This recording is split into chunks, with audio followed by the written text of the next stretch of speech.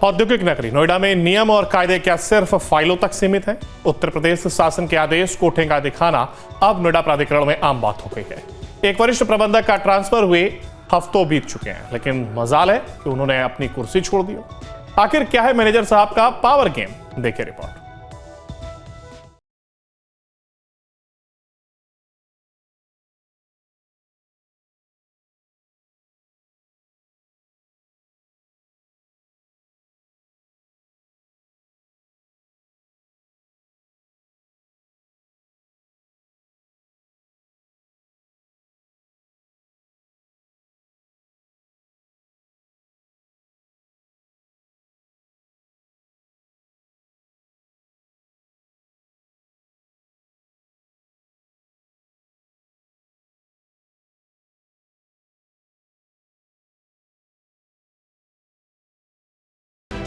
नोएडा प्राधिकरण में तैनात अधिकारी शासन आदेशों की भी धज्जियां उड़ाते हुए नजर आ रहे हैं। ऐसा हम इसलिए कह रहे हैं कि लगातार कई अधिकारी ऐसे हैं जिनका शासन स्तर पर तबादला कर दिया गया है, बावजूद उनको नोएडा प्राधिकरण से रिलीव नहीं किया गया है।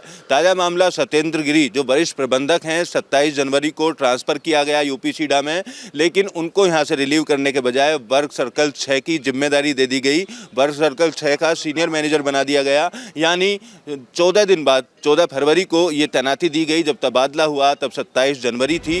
प्रशासनिक गलियारों में सुगबुगाहट तेज है कि आखिर शासन के आदेश के बाद भी मैनेजर साहब को कार्यमुक्त क्यों नहीं किया गया। नियमों की माने तो तबादले के बाद तय समय में नई तैनाती पर ज्वाइन करना अनिवार्य है, लेकिन यहाँ तो वर्क फ्रॉम नोएडा का मुंह छूट ही नहीं रहा।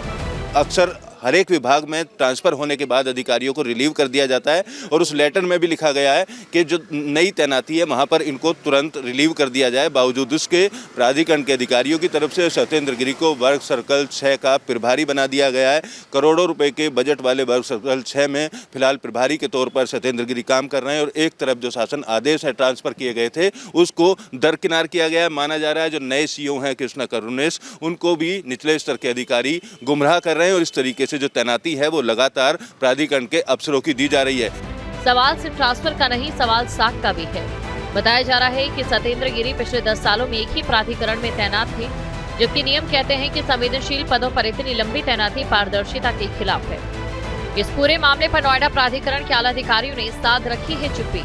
शासन के आदेश की अवहेलना क्या अधिकारियों की शह पर हो रही है या फिर मैनेजर साहब का रसूख शासन से भी ऊपर है? अब देखना होगा कि क्या शासन अपनी अवहेलना करने वाले ऐसे अधिकारियों पर नकेल कसता है या नोएडा की फाइलों में ये ट्रांसफर ऑर्डर भी दबकर रह जाएगा।